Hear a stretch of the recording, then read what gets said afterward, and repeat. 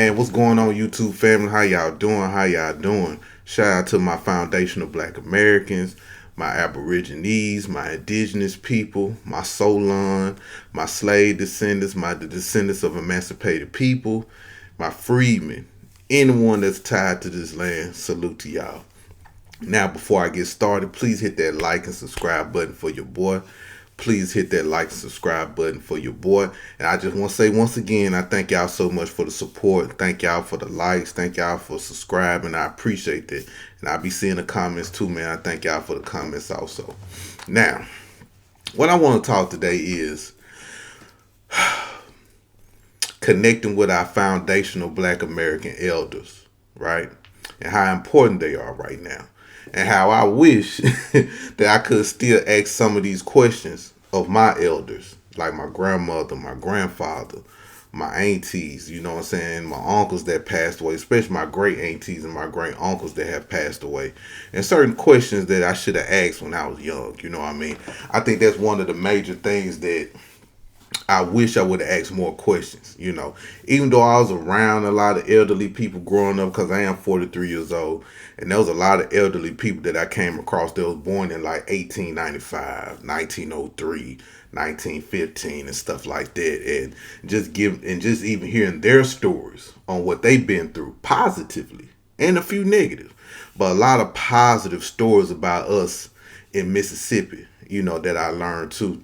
And I just want to just do this video just to encourage people. If you still have elders in your family, or you know you have an elderly neighbor or from an old neighborhood, ask them questions, man. Ask them questions about just about us, because they give you a sense of spirit, you know what I'm saying, a sense of power, a sense of awakening sometimes when you hear stories from back in the day on what the elders used to do back in the day, right?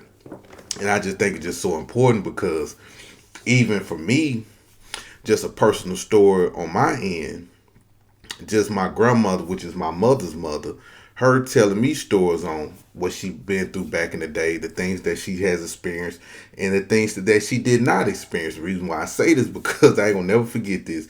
And some people don't believe when I tell this story about my grandmother. Let me tell you about my grandmother, right? Now, my grandmother grew up in Greenwood, Mississippi, right? And I remember I used to ask her certain questions. What did she go through? Did she go through this? Did you experience this? You know, stuff like that. And reason why I asked her these questions during this time, I think I was like in elementary or middle school or something. And I went to an all black school. You know, I'm from Jackson, Mississippi, so I went to an all black school. So we had to ask our elders on their experiences going through, you know, like the Jim Crow era, racism and stuff like that. Now, my grandmother, she was kind of like high yellow a little bit. Not super high yellow, but she was kind of like high yellow a little bit. And she was a beautiful lady too, coming up back then. I wish I could, man, before I did this video, I should have got my mom to send me some pictures of her. But anyway, so I remember I asked, I said, Grandma, this was the first question I said, Grandma. I called her name was Monty, but her real name was Elta, but we call her Monty. So I said, Monty, did you experience racism when you was coming up as a kid? She said, no. I said, what? I said, so was you being discriminated against? She said, no. Now keep in mind, she's from the Delta, Greenwood, Mississippi. But she explained something to me. She was like, my mother and father were doctors. I'm like, really? She's like, yeah, there was some doctors. There was doctors. And she'll go through her childhood. She'll tell me certain things. Like, I remember she said during Christmas time, her mom and dad were the first people with a car around that time, right? I remember she used to tell me they used to ride around and look at the Christmas lights. You know what I'm saying? When she was a kid, she said she would look at the Christmas lights. They say they used to go certain places. She said, and reason why she really didn't experience, because her mother and father knew where to go and where not to go. You get what I'm saying? Because they was segregated at the time. You get what I'm saying? They still couldn't go to certain places, but at the same time, by her dad, I think my great granddad or my great grandmother. I'm gonna say my great granddad was a doctor. I'm gonna say he was a doctor. He was something dealing with medical. Let me say that. Um, White people had to mess with him a little bit, you know, so they can get healed, so they can feel better. You know, they'll come to him for if they get hurt or something like that, right? Because during that time, it was like a big cotton industry in the Delta. it was other industries going on where you had to work on farmland a lot. So that was like big business then, you know what I'm saying? Like the sawmills and stuff like that. So a lot of people get hurt. They'll go to my great granddaddy for the, for the help. So she'll tell me certain things about like how it was for her back in the day. You know what I'm saying? Now, pivot to my grandfather, which is her husband. He went through a different type of story. Now he from Itta Mississippi. So he grew up poor. He didn't have nothing, and he had to join the army. I think he fought at World War I or World War II. One of those wars. I don't know. Because he was born in 1921, I say. So whatever war that makes sense of his age bracket, that's the war he was in. But he ended up having to join the military and whatever. But the funny thing about his story is that his family was a sharecropper, right? And they worked on this plantation. And the person that owned the plantation passed away. And guess who had it? My folks had the plantation. So when my granddad was fighting overseas or whatever, doing what he was doing, he came back, owned the land, did what we had to do for the land. And what we have now to this day, still that land to this day, you know what I'm saying? So, but with him, he didn't really tell his story too much, you know what I'm saying? I think he went through a lot growing up in Itta, Mississippi, dealing with them racist ass white folks out there in the Delta also. So, just stories like that from my grandfather and my grandmother, man, just put things in perspective, Even talking to elderly people, just growing up, coming up in life, just teaching me on how to deal with white folks. I think that was the main thing that I learned growing up in Mississippi is on how to deal with white people, recognizing white people triggers. You know what I'm saying? Understanding white folks. Don't play with white folks. Don't eat white folks' food. Don't be spending at white people's house. You know what I'm saying? Be careful befriending white people. You know what I mean? So get back to my grandma and my granddad. This on my mother's side. They moved to Jackson, Mississippi, like in the '60s, right? And they stayed in this area. It's called Bel Air. But during that time, it was like a prominent black area. If you stayed out there as a black person, that meant you had a couple dollars in your pocket. But my grandmother was a nurse, and my grandfather ended up being like a teacher or a professor or some shit like that.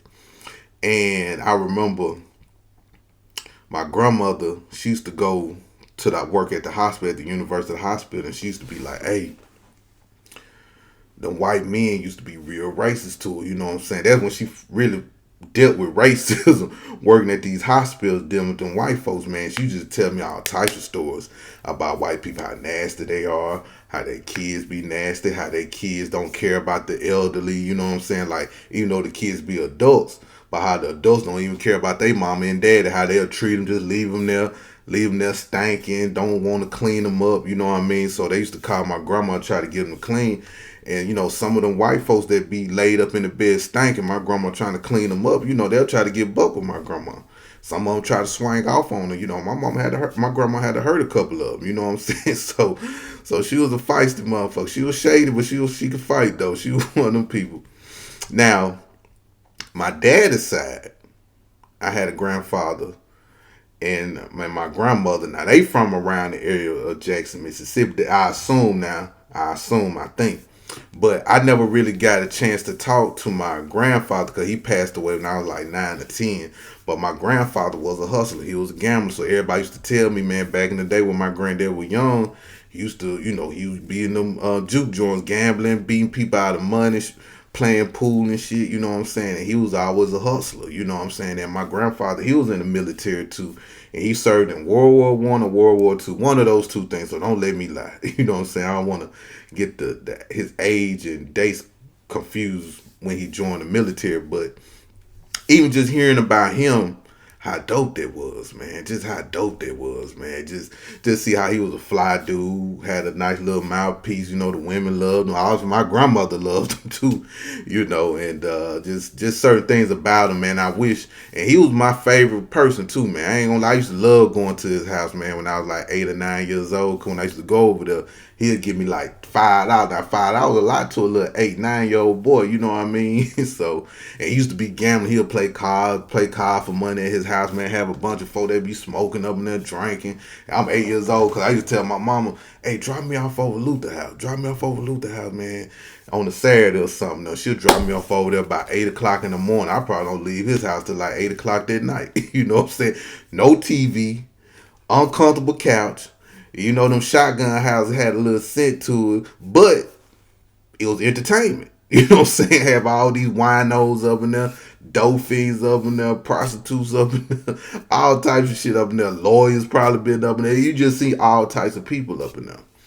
Now, my grandmother on my father's side, she was a Christian woman, so she was real religious, you know, and just hear her stories, what she did at the church, certain history at the church. I forgot the name of that church, y'all. I forgot the name of that church. I'm having a brain fart. But this particular church had history in it, you know what I'm saying? So she told me like all the different pastors that would come from across the United States, they'll just go to that church and preach on some Sundays, you know what I mean? And she was just telling me about that, like how the women will be trying to get with the like the preachers. You know, y'all know them traveling preachers. They'll come to your church, visit your church for a week and stuff. But she'll tell me like how how the preachers, the new preachers, will come to the church, and how the women be gawking at them and stuff like that with their little church shoes on and stuff, and how the preacher of the church in Mississippi would get kind of jealous because the women was gawking at the new pastor that was not the new pastor, but the visiting pastor that was coming in. So just telling me stuff about that, man. But all in all, man, you know, I just wish that I would have dug deeper at that time and asked them more questions, because now just a lot of things right now in 2026 that we're seeing right now. And I think it's just been so dope for me to ask the elderly some questions. You know what I'm saying? That's why some of my videos, you know, I always turn to my elders. You know what I'm saying? I was told to turn to the older generation that probably know what's going on and what I'm talking about. You know. But yeah, man, I remember my grandma and them before they moved to Mississippi. This is a real story right here. Now, this is a story that a lot of black people don't talk about, but it's a few black people I run into in my life that have this same story. Now, back in the 80s in Mississippi, right? We had a white slave. We had a white dude that was a slave. A white dude that was a slave, bruh, that slept in the backyard, and we had a Rottweiler named Duke that was in the backyard with the slave. Now, this was keep in mind, they had two spots. They had one in Greenwood and one in Jackson, right? So the spot in Greenwood where the land and stuff that's where they had everything, and that's where everything was going on. But they had a white slave, bro, and it never registered to me until I got older and I thought about it, and I'm like, damn. I said, Ed, was Ed like a slave or something? Because he never came in the house. He always in the backyard. He was always working on the garden. You know what I'm saying? Making sure the front yard was clean. And I remember in the morning and at night, my grandmother would bring him some food, like let's say leftover food that we didn't eat the night before. She'll give him that for breakfast, right? Then like late that night, my grandma probably give him some food, like make some sandwich or something and bring it outside. The dude never came inside. And the shed that we had, it was like a big tin shed. I ain't gonna never forget. It was like a big old tin shed where he'll be at. And I remember my grandma and them used to just cuss that nigga out all the time. She used to treat him filthy. I felt sorry for him. I thought the dude was slow a little bit. You know what I'm saying? But yeah. And now just sitting back thinking about it, I'm like, damn. Y'all were cold blooded to that white man over there. Y'all treat that dude like the fool. But yeah, that was in the 80s though. I think Ed passed away like in 93 or something like that. I think he passed away in 93. And they buried him. You know what I'm saying? They buried him and everything. So yeah. But yeah, man. Make sure y'all ask the elders questions while they alive. You know, I know I was all over the place, but it's just on my spirit just to talk about it. But make sure y'all ask the elders questions. You know, why they still living. Why they still here. Because, you know, day by day they getting older. Day by day they might be forgetting some things. You know what I'm saying? Day by day they probably don't even want to talk about it. But we still have our elders here. And we still have our elders that can tell us like what's been going on and give us some game on how we can live life. You get what I'm saying? I think the elders are very important, man. I think the elders are very important, man. Because they can connect a lot of dots, even dealing with this delineation movement. They can answer a lot of questions. Because even this the icing on the cake, I'm going to end it on this. Even with the delineation, even with this African stuff, my grandma and granddaddy never talked about no funky ass Africans. I want y'all to think about that. I'm in Mississippi, and Africans never been a topic of discussion ever. Even with the indigenous stuff, right? They probably mentioned that once or twice as I was coming up, saying that my grandma on my mother's side, she had Indian in her blood. But besides that, there was never no African talk, ever.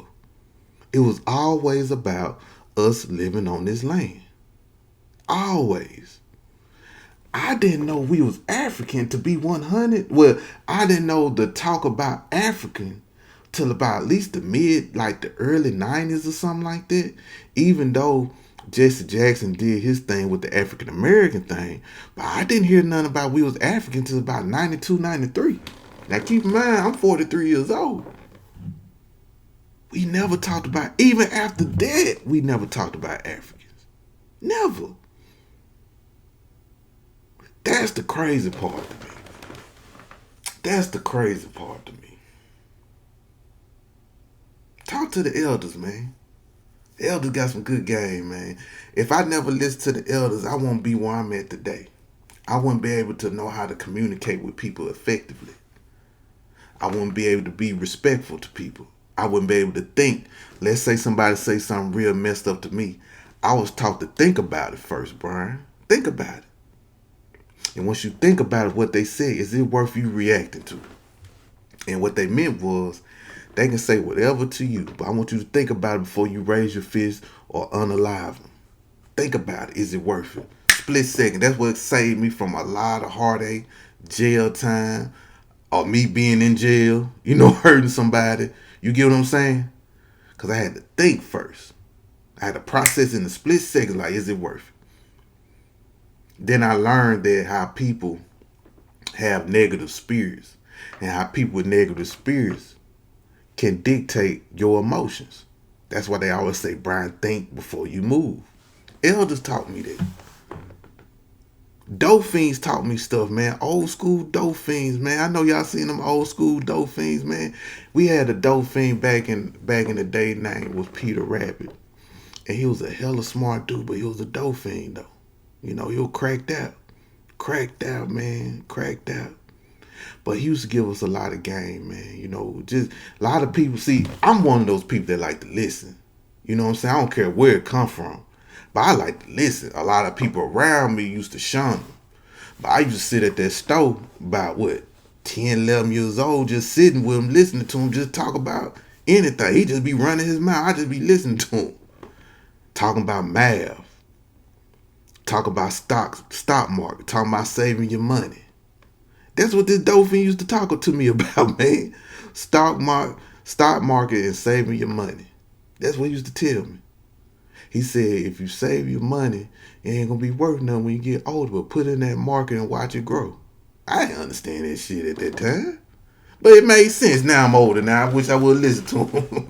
But I wouldn't be broken po now. You know what I'm saying? But it's just the elders, man. It's just a lot of game to it, man. Even the elderly women, man, I grew up around old school 304. I'm talking about old school hoes that was out in the streets, man. I'm probably like 13. These women probably like in their 50s at the time. And they used to be, on the whole stroll back in the day. But guess what? They taught me a lot about women. They taught me to respect women. You get what I'm saying? I wasn't perfect with women, but they always told me, listen to the woman. They always say, if you listen to a woman, you can get more out of her. And if you pour into a woman, you can get more out of her too. The more you pour into a woman, the more you can get out of a woman. The more she'll reciprocate that. Cause they said in a way where when a man put money in my pocketbook, I'ma do whatever with that man. The more money he put into me, the more I'ma do for him. And they always used to translate it like that. I know it's crazy. Yeah, I'm around some different type of old motherfuckers, y'all. I'm around some different type of old folks. But man, I appreciate them though, man. I ain't gonna lie to you, man. And you never know how it can carry you on through life by listening to the elders, man. So yeah, man. I know I had some wild elders back in the day, man. Yeah, yeah. So all my elders gone, bro. I don't think I got my mom. You know what I'm saying? I got a great auntie that's living. But all my elders passed away in my 30s, though, so I got to experience them for a long time. Except my grandfather on my dad's side, he passed away when I was 8. But the rest of my 3 grandparents, I got a chance to see them, man. I got a chance to see them. They all passed away peacefully, So yeah, if y'all got elders that still living, if it's your neighbor or an old neighbor, your grandma, your granddaddy, your mama, your daddy, ask them questions. Ask them questions and get fulfilled, man, with the knowledge they gonna give you. You know what I'm saying? So, but anyway, thank y'all for listening. And I hope y'all have a good one. I hope y'all enjoy the video. I hope I wasn't all over the place. I hope y'all kind of get what I was trying to say. You know what I'm saying? So, hope y'all trying to get what I was trying to say. I was trying to put my words together. I've written some stuff down, but it wouldn't make no sense because I probably still been all over the place anyway. But anyway, y'all have a good one. And salute to everyone. Thank y'all for the love. Thank y'all for the subscription. Not subscription, but thank y'all for subscribing. And I humbly, humbly appreciate it. And y'all be safe.